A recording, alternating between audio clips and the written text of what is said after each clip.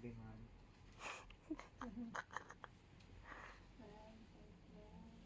Si ma'am ang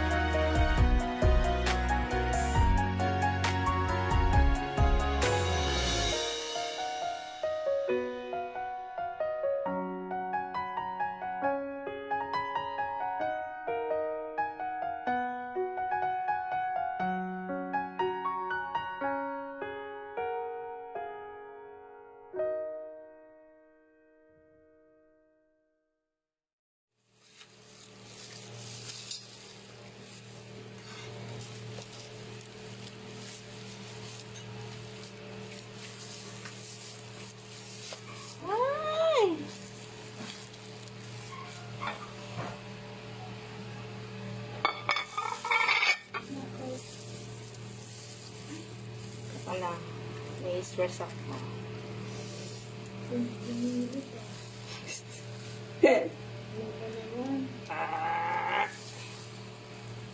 Hindi, anak, wait. Mo, natatakot ako sa ginagawa mo. Ako din eh.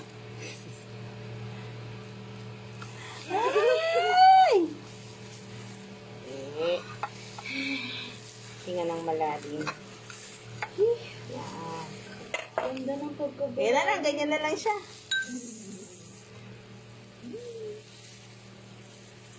Ayan, ilagay mo na natin sa pwede ba ganito na lang? Gusto mo order nito ha? Alam na niya kung sino siya. Pwede ba ganito na lang? Para makatulog na ako.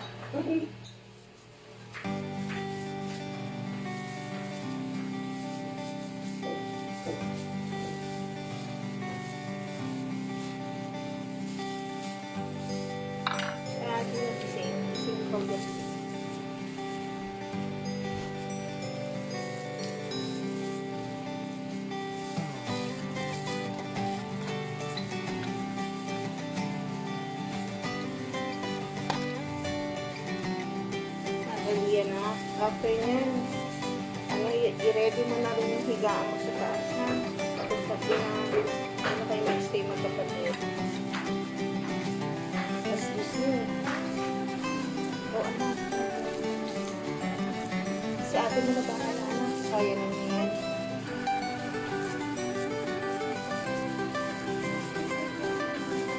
Kailangan yun. I-vacuum nyo na lang. Eh kasi alas 10 na bawal mag-ingay. Hindi, wag. Kay ate mo, si ate mo na bahala. Hindi pwede yung mga walis. Ate mo na bahala. Kaya alam niya na gagawin siya.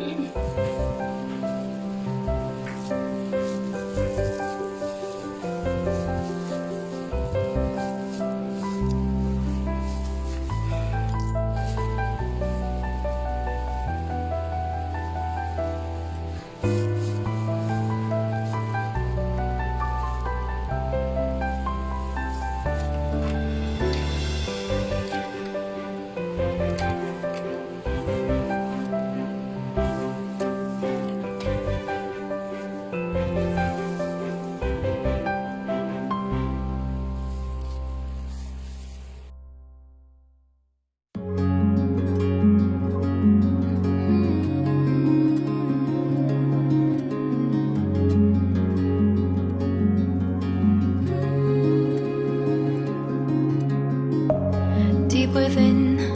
Here we go, but somehow I'm caught in the middle. Is this the end before we've even begun? Should I work against the flow?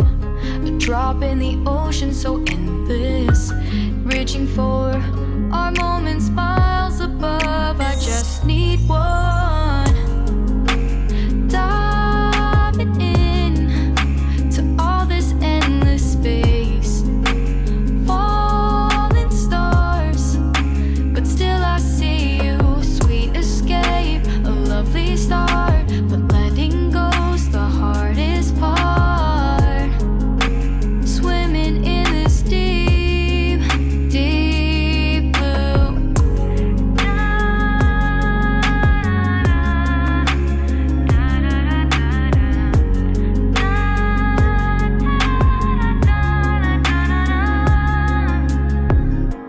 Hold my breath, looking up. Life moves in waves that keeps changing. Catch a glimpse of what was you and me. It's gone again. Sinking in, back on the shore. One foot in front of the other. Close my eyes and feel you hold my hand just like you used to back then. These hopes dance high like sparks before they go out. But in that second, you're still mine. Diving in to all this endless space, falling stars, but still I see you. A sweet escape, a lovely start, but letting go's the hardest part. Swimming in this deep, deep blue. I know I'm floating on this dream, but soon comes morning. For now I'll embrace our wondrous sea. Morning! So, ano po bang date ngayon? Hindi ko na alam. So, 24 hours na po akong gising. And, eto na po yung ginawa ko. Ayan. Tapos din po, this is the real life of this kind of business. So, doon sa mga nagbabalak ng ganitong business, ganitong hanap buhay, maganda naman siya. Pero, talagang pag tinanggap nyo, siguraduhin yung tatapusin nyo. At, pero i-prioritize nyo pa rin yung mga mas importanteng bagay. Like for example, yung inyong spiritual, number 1. Number 2, yung needs ng inyong family. Then ito naman ay secondary na lang for your personal backup sa financial. So, eto na po. It's already 8 a.m. ng day is, hindi ko na alam kasi wala pa akong tulog. So, 24 hours na po akong gising. And ito, ang totoong buhay ng gumagawa ng mga cake. No filter. Pero, I make sure na lahat naman ng orders namin ay malinis. And at the same time, pag humahawak kami ng food, I make sure na lahat ng mga hinahawakan ko, before ko hawakan, ay ginagawa ko po talaga yung proper hand washing. So, ngayon, tapos na ako dun sa aking project. Ang target namin ay Thursday. Today is Thursday na pala. Thursday ng hapon. So, madi-deliver ko na siya ng before lunch. So, I'm very happy na natapos ko na to. So, ayan na siya. Yee! I'm very happy. Hindi ko po alam na ganito ang kalalabasan niya. But I'm very happy. This is no filter. Ganyan talaga ang buhay ng mga na ganitong klaseng business. Hindi ko ina-expect na matapos ko siya ng ganitong oras. So, I bake. And then after that, nirest ko yung cake. And then after that, dinesign ko na po. There are circumstances na nangyayari sa bahay na kailangan ko pong i-attend muna, agad-agad, for my family. So, kailangan kong i-priority yun. Then saka ako babalik sa work. So, eto na siya. Ayan na. I'm very happy sa kinalabasan. Matapos din po ako. This is the real life of this kind of business. So, I'm really happy sa naging outcome. Thankful din po ako kasi yung mga anak ko ay very supportive, napakabait nila, naalalayan nila ako sa mga panahon na kailangan ko yung pag-alalay nila.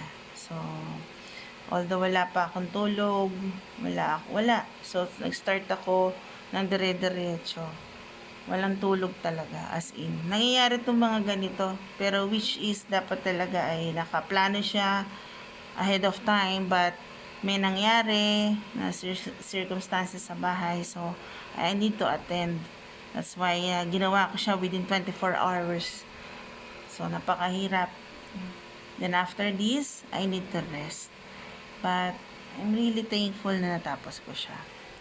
So, ayan siya.